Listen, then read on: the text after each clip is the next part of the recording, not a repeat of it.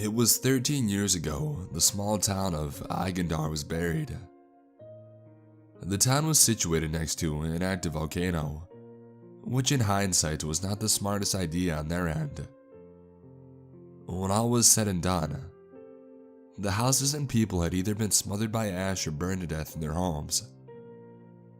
All but one died in the disaster. A man who called himself Cenarius survived the event. And despite protests and warnings about the volcano erupting again in the future, the man was determined to rebuild the town. There was a lot of mystery surrounding all of this. My dad, being an accomplished journalist, took a keen interest in the new town and the story around it. My brother and I were in college at the time, but neither of us were doing very well. I had fun partying, picking up girls, and all around leading a leisurely life. I didn't really give a crap about calculus, or any of that nonsense that they were trying to teach me. My brother, Adam, was a bit more studious than me, at first anyways, but the allure of video games and parties had caught him too. When summer rolled around, my brother and I made our way back home. Dad was pissed at us when we told him our grades. After all, he had paid out of pocket, and we were basically goofing off. "You two are really messing up, just ruining your prospects. You know how much money I spent? Both of you are going to start working for me, for free. I got a story coming up, and the two of you are coming with me," Dad said. My brother and I sighed in unison. I was resigned to work for him. After all, I did mess up, and I felt pretty bad about it now. Adam, however, was one to protest and rebel, so it didn't surprise me that he tried to challenge this. "You can't make us work for you. That's called slavery," Adam said very matter-of-factly, as if he was some smug lawyer. Dad laughed in his face as Adam went red with embarrassment. "Do you like where you live? And if you want to stay here any longer, you are going to work for me this summer. Otherwise..." Dad stood up and walked to the front door. He opened it and he gestured towards the outside. "You can walk out right now." Adam remained silent, now looking down at his feet. Our dad was a military man, so we were used to him being a bit of a hard ass. He rolled up and followed some stories that led to his career in journalism. He was a big guy, intimidating to most people, and always willing to put on bombastic displays to make his point. Adam and I were also big guys, over 6 feet tall, but our dad still scared us.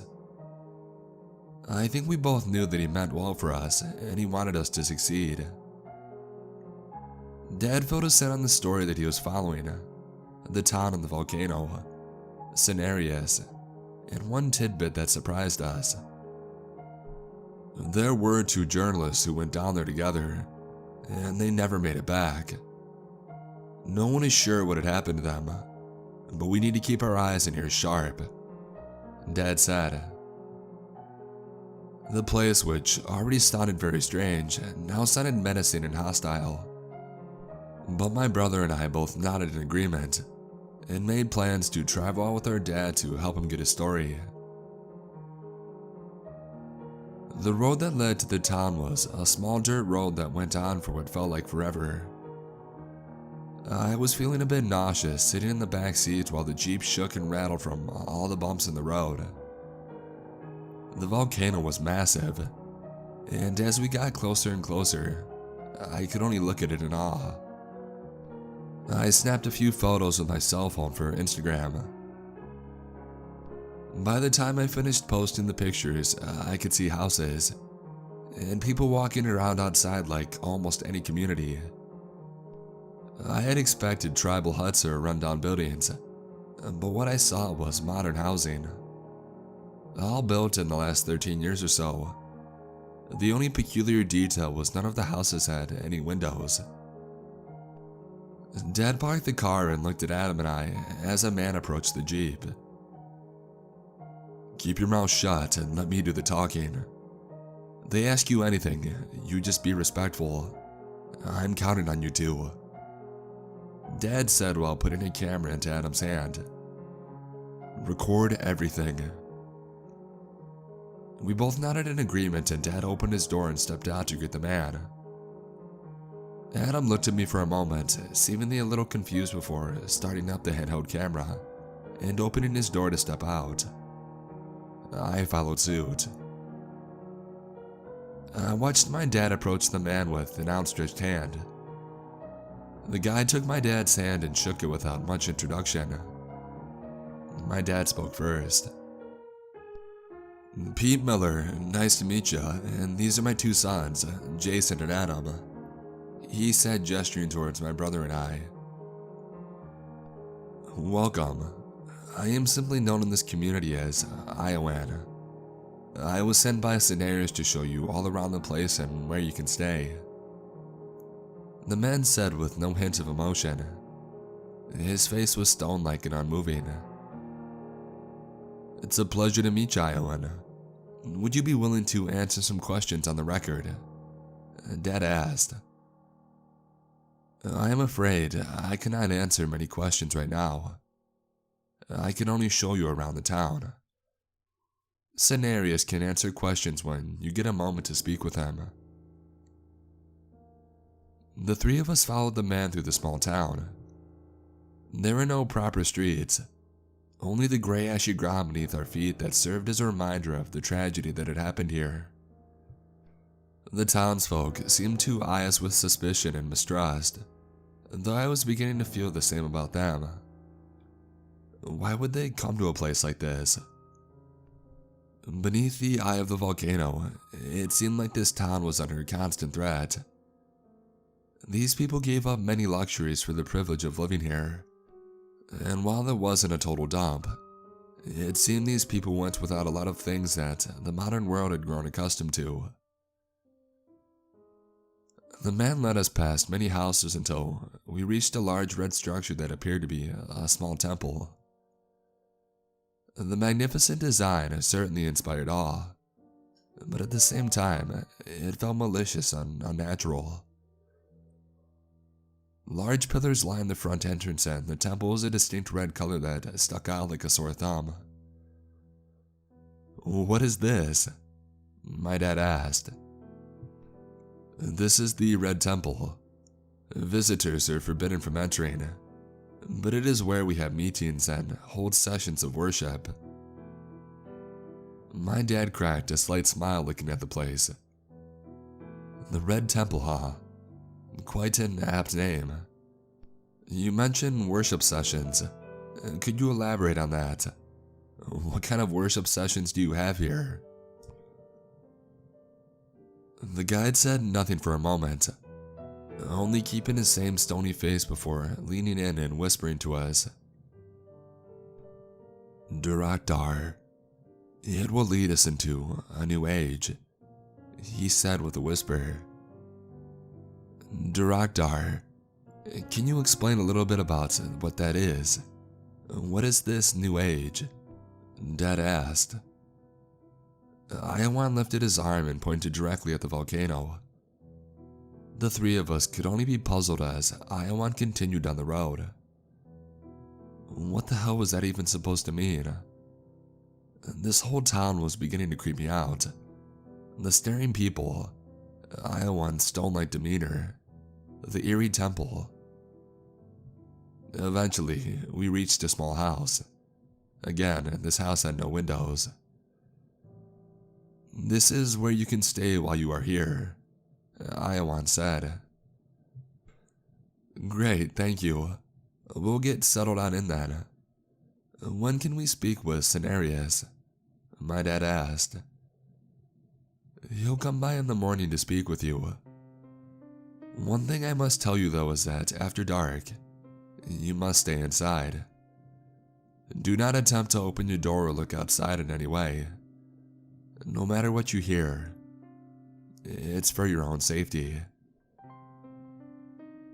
My dad looked confused, unsure if this was a threat against us. This place got more menacing by the minute, and I wanted to turn around and leave. I understand. We'll just unload our gear and get settled down in that, Dad said. Iowan walked off silently down the road to a large house, much larger than most others.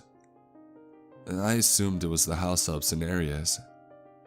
Being the leader and all, I figured that he would have the biggest place. The one notable difference was that this house had a few small windows on them. The three of us headed inside our small house and we dropped off some of our stuff. We made a few trips back to the Jeep and carried equipment and food into our temporary housing. The quarters were quaint and sparsely furnished, but nothing looked unclean or unsanitary. Jeez, what a bunch of weirdos, Adam snickered. Dad, something isn't right at this place. Why can't we go out at night? I knew this place was strange, but these people seem like crazies, I said. Yeah, something isn't right, but that's part of journalism. You go into these strange places because that's the story that people want to read. There would be no interest if this place was normal. I think tonight we need to take shifts on lookout.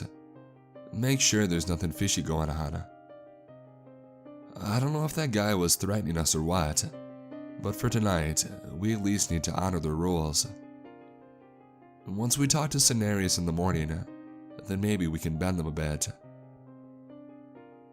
We did as Dad asked and we took shifts. I decided that I would stay up and take the first shift.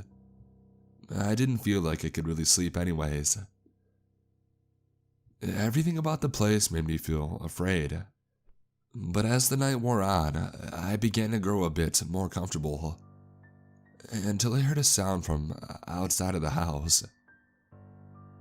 It sounded like a trudge of heavy footsteps, many of them. I listened closely as I heard what seemed like people walking by our cabin. The footsteps were slow and heavy, and then came the wailing. An almost inhuman sound that filled the air and sent chills up my spine. The sound was loud, even enough to stir my dad and Adam from their sleep, as the group shuffled their way past our house. A distinct burning smell wafted into the room as the mournful house faded into the distance, replaced by the sound of sizzles and cracks. The three of us looked at each other in fear and confusion. Even my dad looked a bit disturbed by it, and he was usually stoic. The rest of the night, we were all awake, wondering what the hell those sounds were. We tossed around a few theories. Thought that maybe the townspeople were messing with us, trying to run us out. They didn't seem all that welcoming, though my dad did get the approval from Cenarius to come down. When morning arrived, we opened the door and we stepped outside. The dirt road was now covered with streaks of ash that led up to Cenarius' house. I thought it was strange. Hell, I think we all did. But Dad and Adam were busy setting up equipment so that they could interview Cenarius later. I trekked out behind our house and I found that there was a large pile of ash. Something was sticking out, half buried in it. It was charred black, but not completely burnt. Curious, I went over and I grabbed it. It was a small handheld camera, and with luck, I was able to pry it open and pull an SD card that was relatively unscathed. A feeling of dread washed over me, as the realization came that this may have been one of those missing journalists' cameras. I headed back into our house and I shut the door tightly behind me before taking a breather. We had a laptop that I could plug in the SD card and see what was on it, but Adam was in the middle of using it. He was trying to set something up for Dad. Guys, look at this. A bird camera, but the SD card was intact. We should see what's on it, I said in a whisper shout. "Where did you find that?" Dad questioned. "Out back in a pile of ash. If this was the journalist's camera, then it looks like these people burned it. We don't know what happened to the journalists themselves, but I think these people are bad news," I said. My dad only frowned and looked at the charred remains of the camera in my hand. I think we all knew that there was some sort of foul playing going on here. But still, Dad didn't want to leave without enough for his story. But this camera was certainly evidence that he could write about. "We should get out of here. These freaks are gonna burn us or something. You heard those weird sounds out there last night, and now this. Let's see what's on that card," Adam shouted. And then there was a knock at the door. My dad brought a finger to his lips in an effort to hush us, and then he went to answer. We kept quiet, but I think we were both a little freaked out. The man at the door had long hair, a drooping face marred with burns, and a solemn gaze. My dad and the man made introductions. He was Cenarius. My dad introduced the two of us to him, and we weakly said hello. Dad had him sit down for an interview. I'll provide the quick transcript below. "Thank you for speaking with me today. Can you tell me a little bit about why you decided to rebuild this town after the disaster that you faced?" "I have a duty to this place, to Durakdar. I cannot leave here." "Who or what is Durakdar? And why do you have duty here?" "Durakdar is the volcano. 13 years ago, I felt its presence, and since then, I have devoted my life to it. I was shown the truth. I have taught people of Durakdar, of the bright future the people here can have if they learn about it. There is life after death, but the only way is through Durakdar." "So you believe that Durakdar is the key to some sort of afterlife?" "I don't just believe it. I'm sure of it. I know you will scoff at me. You will not believe until there is proof in front of your face." Let's change gears a little bit. Can you explain what happened 13 years ago? From what I know, everyone in your town was killed in the disaster except for you." "To you, they may have died, but with the Durakdar, they are still here. When the magma came upon our town, there was wailing and screaming as the people burned and suffocated. They cursed their misfortune in their final moments, and I was right alongside them. But in the last hour, I learned of Durakdar, and I realized that what we thought was a curse was instead a blessing. So these people are all in some sort of heaven, you believe? How is it that you did not end up with them?" "No, not heaven. This isn't some magical world in the sky. I was chosen by Durakdar." "Can you tell us anything about the Red Temple? I hear we're not allowed to go in there." "The Red Temple is our place of worship. It's a meeting area where we can communicate with Durakdar. We do not permit outsiders to go inside." At this point, a man came in and whispered something into Cenarius' ear. He got up and he excused himself, saying that the interview was over, but that he may be able to answer more questions later if we waited around. The three of us were left with more questions and answers, and it was clear that Dad was not satisfied with the information that we got. My brother and I told him that we wanted to leave, but Dad was adamant that we should stay and gather more information. We were stuck until he decided that it was time to go. The next thing we looked at was the SD card. I inserted it into the laptop while we all gathered around. There were dozens of photos taken of the town.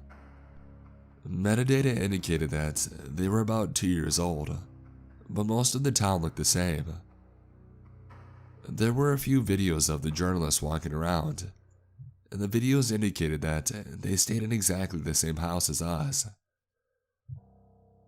I clicked open the final video. It was a man standing in the house that we found ourselves in. His breathing was heavy and erratic. His camera was shaky. Everything was dark. You could hear the movement of the man, but there was also the sound of wailing coming from outside. The camera flicked on into night vision mode, and we could see the man heading for the door intent on capturing whatever horror lurked outside. Shakily, the man reached for the handle and turned it to slowly open the door.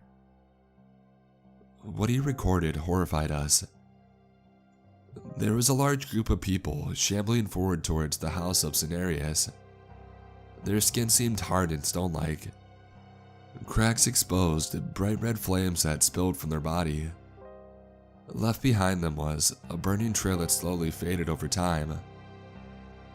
Abruptly, the man moved back into the safety of the house. He must have hit his arm against the wall or something. But as the video ended, the horde turned and faced his direction, revealing eyes of burning fire. I felt horrified. It was the same thing we had heard last night. "We need to get the hell out of here," I shouted. "One more night. I want to see what they have in that temple. We'll wait for the horde to pass our house and then we'll sneak on out. After that we can leave, I promise. We can load the Jeep up and hop in it tonight and leave. But we need to see what is going on in that temple." "Dad, did you see those things? We are going to go outside with them lurking around. What the hell is wrong with you?" Adam shouted. "I've got a lot of money riding on the story. And if we find more evidence, this story could be big. Real big. Sometimes you need to do difficult things. Stay in the house if you would like, but I'm going to check what's in that temple tonight." "Fine, but after this temple, we get to leave, right?" I asked. "I promise we can leave. Let's see what's in there quick and then we can run out of here in the middle of the night." And so that was the plan. We packed the car during the day as the townfolk watched us suspiciously. We attempted to take a short nap during the day so that when night came we could be awake. I found it very hard to sleep, but I did manage to get an hour or two. When night fell, we did exactly as Dad had said. The horde of shambling people came by and we waited until the wailing sound was well off in the distance before we snuck out and we headed towards the Red Temple. The townsfolk abided by the rules as well, it seemed. We walked past the burning trail that the horde had left. It sizzled and cracked before burning out. The horrific thought of those things spotting us filled me with fear. My heart beat rapidly as I had the instinct to run back to the safety of the house or to the Jeep. And my brother looked scared too, his eyes wide as we moved towards our destination. The lack of windows meant that it was pretty easy to sneak towards the temple. When we got to the temple, the main doors were solidly locked, but my dad pulled a knife and jimmied it with relative ease. Dad pulled out a camera and waved a hand at us to follow him inside. It was a dark room, save for a glowing red light towards the front. The room was filled with pews, evidence that this really was a twisted place of worship. At the front of the room stood a podium alongside a pedestal that seemed to hold the glowing light. As we got closer, I could see that the light was actually some sort of glowing orb. The orb radiated a certain malefic energy, and I could hear soft whispers flow into my ears as we approached it. The language of the whispers was unknown to me. I looked at my dad with concern as he filmed the orb. Dad reached out to touch it, but when he did, he recoiled quickly, shaking his hand in pain. "It's hot," Dad whispered. "Let's get out of here," I whispered back. There was a sudden loud sound of footsteps coming towards us, and I heard people marching up the stairs towards the door. Cenarius stepped through the doorway, his face twisted in anger as he caught us in the act. Several strong-looking men stood behind him, rope in their hand. They started coming at us and we had nowhere to go. We were like animals trapped in a corner. As they approached, I realized that we had to fight. Adam and Dad had the same realization, but we were horrifically outnumbered. One of them tried to tackle me, but I hit him square in the jaw. The man dropped to the floor, but another was on me in a few seconds. He hit me in the stomach. Instinctively, I doubled over in pain, and before I knew it, another man had grabbed me and thrown me to the ground. I looked over to see my dad and Adam struggling as well, though doing better than me it seemed. I tried to get to my feet, but the man had me pinned. The one I hit was rising off the floor to aid him. I could hear Cenarius speaking as we all struggled, and the whispers from the orb just grew louder, the light burning brighter. "Do you hear that? The Dothraki are singing. I was going to wait, but tonight is as good as any. We are ready, Dothraki." Dad knocked one of the guys back and pulled the knife from his pocket. He threatened to use it against any of them if they didn't back off. The men backed away from my dad, but the two remained holding me. Adam was on the floor, seemingly knocked unconscious. Cenarius walked towards my dad. Dad yelled at him to step back, but Cenarius continued, and my dad was true to his word. He lunged at him, sinking the knife into his chest. Dad pulled the blade from Cenarius' chest, but he still stood with a smile on his face. Where blood should have poured out, instead, there was lava. It spilled onto the floor and it began to sizzle. My dad looked stupefied before Cenarius clobbered him over the head, sending him crashing to the ground. I tried to resist the men who had pinned me to help my dad. The light of the orb filled my vision, and then I felt a hard fist hit my face, and after that, it was blackness. The next thing I remember was fading in and out of consciousness several times. My head hurt something fierce and I was disoriented. They had me tied to some sort of stretcher and they were carrying me. It seemed like we were going up to the peak of the volcano. I could hear a large group of people walking behind me, and I saw my dad and Adam also tied to a stretcher.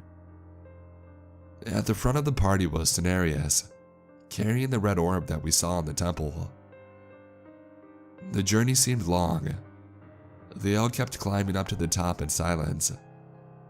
I managed to speak after a few minutes. "What the hell is going on? What are you going to do with us?" I yelled. There was no answer, and after several desperate pleas, I realized that there wouldn't be one. Adam and Dad did the same thing as me when they awoke, but I knew that it was futile. My guess was that we were going to be sacrifices in their sick rituals, like those other journalists probably were. As we reached the peak, I could see into the volcano. A pool of molten lava rested within, creating almost unbearable heat. The men carrying the stretchers set us down before cutting the ropes that bound us. They sat us up and they held us in place. Dad spoke up first as we peered into the burning heart of the volcano, the flames threatening to burn us alive. "Look, we're sorry. We just wanted to know more," he said between breathing. The hot air of the volcano made it difficult to breathe. "You shouldn't have broken the rules," Cenarius said very matter-of-factly. Dad seemed resigned to his fate at this point. His head was cast downward. I had never seen my father that defeated, and despite the blistering heat of the volcano, it chilled me to the core. He faced my brother and I, eager to speak. Adam, Jason, I'm sorry, you were right. I never should have roped you all into this. He turned his attention to Cenarius, trying to plead with him. If you need to sacrifice someone, then use me. Please just let my sons go. This wasn't their idea. I dragged them along. You must know what it's like to lose your family. You lost yours in the disaster. Sacrifice you? Who said anything about that? My family is not lost. I told you as much. The three of you are here as witnesses. You'll see the might of Duraktar, the truth of life after death. Hail Duraktar. The group had all lined themselves up along the rim of the volcano. They peered into the burning depths, and as I looked downward, I could see the movement as those fireborn people reached their hands out of the lava. Hail Duraktar! The group all shouted, and one by one, the people threw themselves into the volcano. Some of them wriggled and thrashed before being pulled under the lava. The smell of burned flesh was immediate. Some burst into flames before even hitting the pool. The lava began to bubble as more people leaped in. It began to rise higher and higher. I felt sick watching these people kill themselves. The heat and smell was becoming intolerable, and I choked back vomit. At last, the men who held the three of us in place let go, and they walked into the volcano on their own to join the masses in the burning vortex of death. Cenarius was the last one of the town still standing once again. The orb that he held whispered and grew brighter, and Cenarius stood before us like some sort of magician, as his skin began to burn off and melt away, revealing a stony body. Cracks were evident with burning magma coursing below the stone exterior. Behold the power of Duraktar, a new body, not of flesh but of stone and magma, as was promised. And once I joined those below, you'll witness something even greater. And with that, Cenarius stepped into the volcano with the glowing red orb in hand. The three of us stood horrified, having witnessed the death of so many, flinging themselves into lava. But we were still alive, though battered and disoriented. The lava rose even higher as Adam and I helped Dad to his feet. The burning hot liquid threatened to spill over, stony hands sticking out as if they were grasping for us. We didn't wait to see more. We made our way down from the volcano as fast as we could. And we sprinted to the Jeep, exhausted but thankful to be alive. But things were not over yet. Dad began to drive away from the town when there was a loud boom. Looking back, I watched as the volcano spit lava and debris high into the air. Clouds of dust and ash filled the sky. Magma began to make its way down the mountain right towards the rebuilt town. But the scariest thing of all was the massive, magma-infused hand that touched the rim of the volcano. Slowly, a creature pulled itself out of the volcano, revealing a face and then a body of stone and magma. The gigantic creature stood tall, as magma and ash spilled around it. It opened its mouth, lava dripping from it before bellowing loudly as molten slag flowed off its body. The last thing we saw was that giant pulling itself out of the volcano and making its way down towards the town. We escaped that place, all alive and well, but we never really trusted going out with our dad again, and he never really asked us. He ran a story on the place that said the volcano erupted again and that the town was burned to nothing. I don't think many would believe a fantastical tale like this, but let me tell you, Duraktar is very real. An idol of magma that took a town. Not once, but twice.